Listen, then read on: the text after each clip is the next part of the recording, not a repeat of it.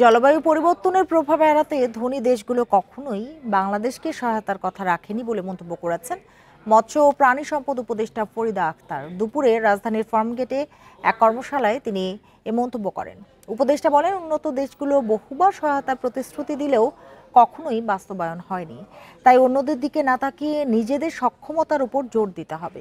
তিনি আরো বলেন, প্রাণী সম্পদ খাতে জলবায়ু পরিবর্তন ও কার্বন নির্গমন ইস্যুতে আগামীতে আন্তর্জাতিক পর্যায়ে বাংলাদেশ প্রতিনিধিত্ব করবে। বিশ্বব্যাপী কার্বন নির্গমনে প্রাণী সম্পদ খাতের কিছুটা ভূমিকা থাকলেও বাংলাদেশে এর দায় তুলনামূলক কম।